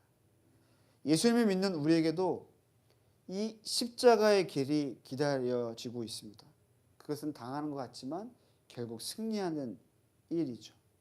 근데 두 번째 기다림은 무엇이냐면 우리가 조금 전에 읽었던 것처럼 바로 성령 하나님의 인도하심이라는 것입니다. 여러분 예수님 믿고 따르다 보면요. 어떠한 상황 속에서 특별한 경험을 할 때가 있습니다. 그 경험이란 여러분에게 어떠한 불이익이 온다 할지라도 그것에 대해서 겁이 없이 오히려 그 비상식적이고 비효율적인 그것에 대해서 선택한다는 겁니다. 권리를 포기한다는 것입니다. 그 선택은 사실 여러분의 이성과 경험에 근거한 것이 아니라 뭔가 알 수 없는 그 힘에 이끌려 여러분의 마음에 주신 대로 하는 선택을 얘기하는 거죠. 그리고 그 선택은 반드시 여러분의 희생과 수고를 담보로 한다는 것입니다. 성경은 그것을 어렵게 우리에게 이야기하고 있죠. 성령의 인도하십니다. 제정신으로 하지 않지만 우리의 영이신 성령께서 우리를 인도하신 삶으로 인도하신 것이라고 이야기하고 있습니다. 성령의 인도하심에 이끌려 살아가시기를 권면합니다. 성령 하나님을 의존하십시오. 여러분의 이성과 경험, 여러분의 딱딱한 그 생각을 내려놓으십시오. 성령께서 마음 주시는 대로, 마음 가는 대로 도전하시면 좋겠습니다. 순종하시면 좋겠습니다. 만약에 여러분이 길을 가다가 여러분 주머니에 돈이 있는데, 물론 울산에 그런 노숙자분들이 안 계시겠지만 여러분 마음에 큰 감동이 있는 겁니다. 여러분 친구들에게 뭐 밥을 사줘라 라고 하는 귀로 들리는 음성이 아니라 여러분 마음에 그런 확신이 있으면 해보는 겁니다. 저도 오늘 저 친했던 사역자 제 친구가 먼저 하늘나라로 올라갔는데 그 친구의 어머니가 생각이 났어요. 오래전부터 생각나요. 제주도 사시거든요. 태풍 피해도 있었을 것 같아서 생각이 났는데 카톡을 열어보니까 제가 대화의 마지막 보니까 어머니 주소 보내주세요 했던 그 기억이 있더라고요. 근데 제가 그때는 왜 보내달라고 했냐면 그때 그 마음이 있어서 뭔가 보내려고 했는데 못 보낸 거예요. 1년이 지났어요. 그래서 제가 너무 죄송한 마음에 오늘 뭔가를 좀 보냈거든요. 어머니가 전화가 왔어요. 왜 보냈냐고. 그래서 그때 너무 죄송했다고. 여러분 상대방은 모를 수 있어요. 하는 사람만 그 기쁨과 행복감을 누릴 수 있는 겁니다. 성령의 인도하심대로. 이제 마지막인데요. 24절에서 바울이 이렇게 얘기합니다. 우리 24절 한번 다 같이 읽어볼까요? 시작. 달려갈 길과 주 예수께 받은 사명 곧 하나님의 은혜의 복음을 증언하는 일을 마치려 하면은 나의 생명조차 조금도 귀한 것으로 여기지 아니하노라. 여러분 이 말씀 너무 잘 아시죠? 네. 예루살렘의 고통과 감옥이 나를 기다리고 있어도 바울이 뭐라고 합니까? 나는 달려갈 것이다. 달려갈 것이라고 얘기합니다. 24절에서 말한 달려갈 길이라고 하는 이 헬러의 원래 의미는 무엇이냐면 운동 경기장의 경주로를 의미한다고 합니다. 이 사도행전의 배경이 된 이 당시의 배경에 그리스 로마사에서는 당시 이 단어를 체육용어로 많이 사용했다고 합니다. 그래서 이런 것을 얘기하면서 인생의 경주로가 있다 이렇게 얘기하는 거죠. 그래서 바울은 이 예수 그리스도를 복음을 전하는 자신의 삶의 모든 과정을 어떻게 얘기했습니까? 달려갈 길이라고 얘기했습니다. 나에겐 달려갈 길이 있다. 여러분에게 질문합니다. 여러분에게는 달려갈 길이 있으십니까? 여러분이 믿고 있는 바에 대해서, 믿고 있는 그 믿음에 대해서 그 걸어가는 과정이 있으십니까? 바울이 또 얘기하죠. 달려갈 길과 무엇입니까? 주 예수께 받은 사명. 그 길을 걸면서 그 과정을 지나가면서 주님께로부터 받게 되는 그 직임, 임무, 미션이 있다고 하는 것입니다. 여러분 그 미션은요 항상 우리에게 변화될 때가 많이 있습니다. 여러분에게 그 미션이 있기를 축복합니다. 여러분의 그 미션이 다시금 꿈틀거리기를 축복합니다.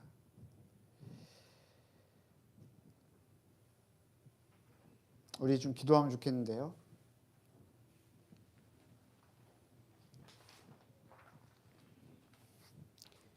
YM의 목적 선언문에 보면 목적 선언문에 이런 내용이 있습니다. YM은 개인의 삶을 통해 이 세대의 예수님을 나타내고 많은 사람들이 이 하나님의 대업에 동참하도록 동원하고 그리스도인들이 주님이 명령하신 이 지상 대명령을 완수하도록 교육시키고 준비시키는 초교파적이고 국제적인 크리스천 운동이다라고 말하고 있습니다. 그 다음이 중요하거든요. 우리는 하나님 나라의 시민으로서 하나님을 사랑하고 예배하며 순종할 뿐만 아니라 주님의 몸된 교회를 사랑하고 섬기며 전 세계 모든 사람들에게 온전한 복음을 전하기 위해 부름받았다라고 얘기합니다. 저는 여러분께 오늘 바울이 전한 이 복음에 대한 이야기를 하면서 여러분에게 선교하라고 그냥 단순하게 얘기한 게 아니라 바울이 이런 고백을 했던 대상을 기억해 보십시오. 그 대상은 바울과 오래도록 신앙생활을 했었던, 바울과 함께 동고동락했었던 어떤 교회의 리더들이었습니다. 근데 그 리더들과 마지막 되는 시간에 이 얘기를 했던 거죠. 많은 이야기를 할 수 있는데 그 리더들에게 얘기하는 겁니다. 바울이 했던 수많은 설교를 이야기하는 게 아니라 어떻게 살아야 할지 이야기하는 거예요. 여러분, 만약 여러분 인생 가운데 누가 오셔서 여러분에게 정말 한 가지 조언을 한다고 하면 여러분이 꼭 필요한 얘기를 하지 않겠습니까? 근데 오늘 저와 여러분이 이 바울의 이 메시지를 통해서 다시 한번 우리의 삶을 돌아보면서 점검하면 좋겠습니다. 여러분, 우리가 살아야 할 삶은 예수님을 사랑하고 그 예수님을 사랑할 마음을 따라 예수님을 전하는 삶인 줄 믿습니다. 그리고 어렵게 제가 설명했지만 주님께서 주신 마음을 따라 그 누군가에게 찾아가서 그 복음을 나누는 삶이라고 믿습니다. 그런 삶을 우리가 살기를 원하고 그런 삶이 어렵지 않은 우리 삶이 되면 좋겠습니다. 우리 기도하실 때 말씀을 기억하면서 여러분 마음에 기억나는 기도 제목을 가지고 기도하면 좋겠습니다. 함께 기도하면 주 앞에 나가시겠습니다. 기도하겠습니다. 하나님 아버지, 하나님 아버지, 주의 말씀을 주옵소서. 주님을 구합니다. 하나님 아버지, 주님의 사랑과 주옵소서.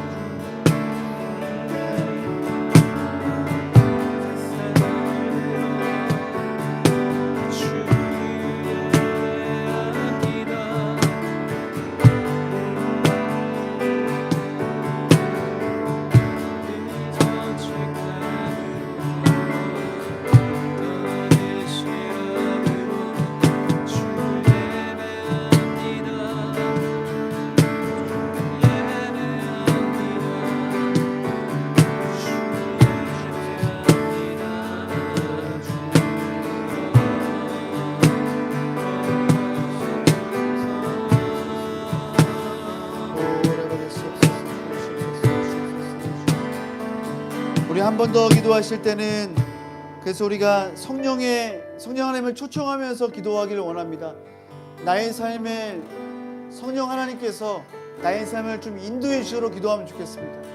나의 복잡하고 나의 이기적인 생각으로 살아가는 것이 아니라 성령 하나님께서 나에게 주시는 그 마음을 따라 살아가는 삶이 회복되도록 우리 이 시간 성령님을 초청하시면서 그 주시는 마음을 따라 기도하며 주 앞에 나가시겠습니다. 기도하겠습니다. 성령님, 우리가 성령을 따라 기도하기 원합니다. 성령님, 우리 주님을 주옵소서. 주님, 성령께서 우리의 마음을 주시도록 살기를 원합니다. 예, 주님, 우리의 삶을 인도해 주옵소서. 예, 주님, 아버지 주옵소서. 오, 오래간에 잘 주옵소서. 예, 아버지 주옵소서. 성령님, 우리를 인도해 주시옵소서. 오, 오래간에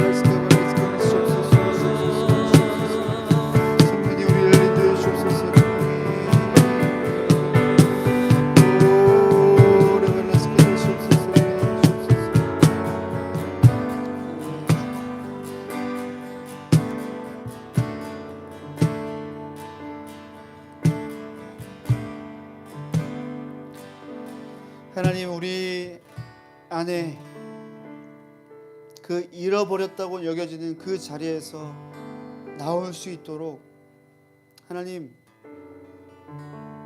우리 사랑하는 우리 한 사람 한 사람 가운데 그 잃어버린 그 자리에서 하나님 더 이상 그곳에서 울고 자신의 삶을 원망하고 그렇지 않도록 하나님 이곳에 모여있는 한 사람 한 사람 가운데 찾아가 주시길 기도합니다. 그리고 주님 그들의 삶에 은혜를 부어주시고 자유를 선포하시며 그들이 주인된 삶이 아니라 성령께서 인도하시는 놀랍고 자유로운 삶을 살 수 있도록 우리 사랑하는 우리 모든 한 사람 한 사람 가운데 역사해 주시길 기도합니다. 삶의 모든 무게와 학업과 미래에 관한 모든 그 두려움으로부터 주님 자유케 해주시기를 기도합니다. 주님을 믿고 따르는 것이 얼마나 행복한 것인지 주님 경험할 수 있도록 은혜를 부어주시고 찾아가 주시고, 그래서 성령 하나님의 놀라운 은혜 가운데 예수 그리스도의 사랑 가운데 머물 수 있도록 은혜를 베풀어 주시옵소서. 예수님의 이름으로 기도드립니다. 나 이제 돌아가 내 삶으로 주를 예배합니다. 늘 정직함으로 더 진실함으로 나를 드립니다. 나를 더 잘하시는 주님, 나도 주님 더 알기 원해요. 마르지 않는 주의 자비하심, 주의 품 안에서 나 노래하네. 나의 삶의 모든 순간이 아름다운 노래되어 가장 귀한 나의 주님 찬양하며 살아. 우리 한번 더 나의 삶에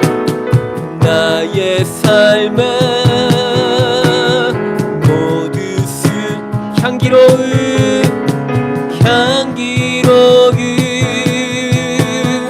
예배되어 가장 귀한 나의 주님 사랑하며 살아가 주 안에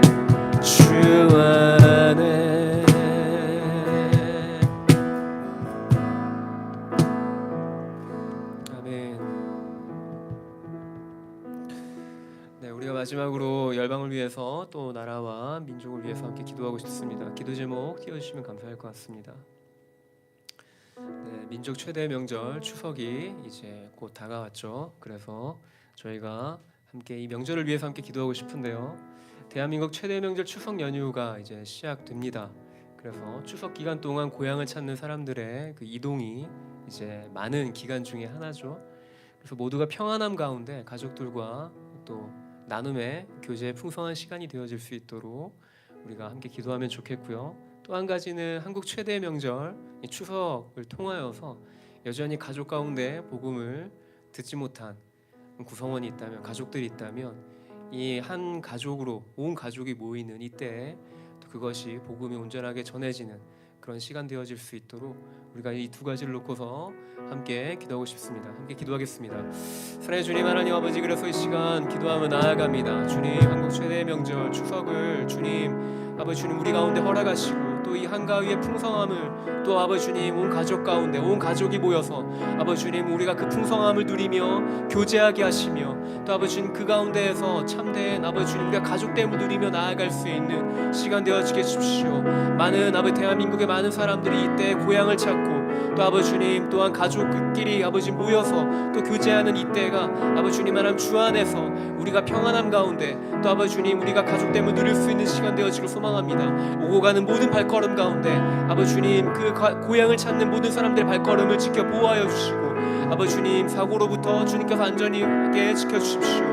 또 한 가지 주님께 올려드리는 것은 아버지 주님 하나님 이 시간들이 아버지 주님 하나님 아버지 아직까지 예수 그리스도의 복음을 들어보지 못한 그 가족 구성원들에게 복음이 흘러가는 시간 되어지게 하시고 우리의 삶이 우리가 노래한 찬양의 고백처럼 우리의 삶이 예배가 되어서 아버지 주님 그들 가운데 진정한 예수 그리스도의 그 복음의 향기가 아버지 주님 전해지는 그런 아버지 주님 귀한 시간들 되어지길 소망합니다. 이 추석이 아버지 주님 우리에게 주어진 또 아버지 주님 하나님 아버지 또 가족으로서 모여질 수 있는 아버지 주님 하나님 아버지 이 기간 가운데 우리가 진정으로 하나님 주께로부터 온 평안과 참 평안과 나눔의 풍성함이 있는 시간 되어지길 소망하오니 주님 이 시간 가운데 주께로부터 말미암은 아버지 진정한 아버지 주님 하나님 평안이 우리 가운데 있길 소망합니다. 주. 네, 우리가 마지막 찬양하시면서 주 앞에 나가십시다. 나는 안에 나는 내가 살아가는 불이 되는 작은 불이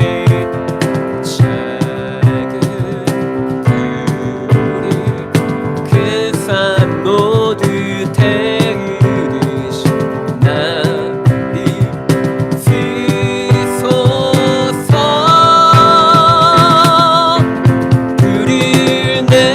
주소서 내게 성령의 불이 죽어진 영혼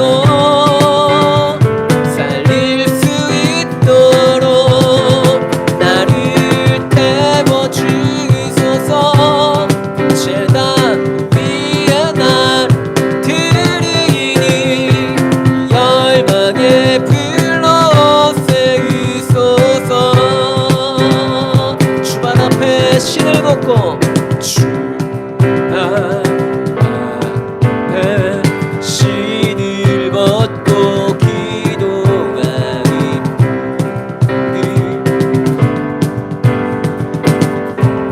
아멘. 성령으로 연단받은 성령으로 연단받은 불의 사 되게 하소서 불을 내려 주소서 내게 성령의 불이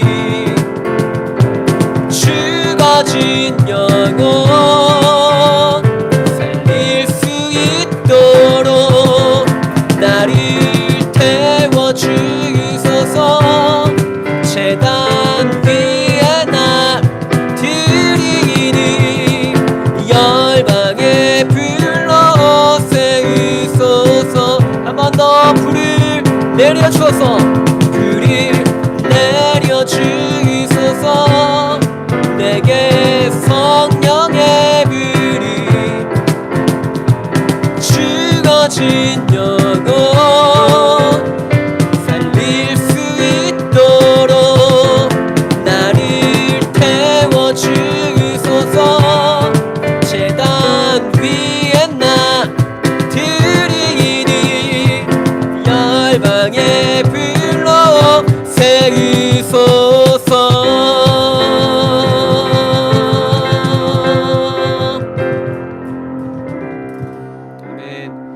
모든 화요 마쳤습니다. 저희가 다음 주에 동일한 시간에 찾아뵙도록 하겠습니다. 사랑을 축복합니다. 네, 수고하셨습니다. 때마침 건전지가 다 달아가지고.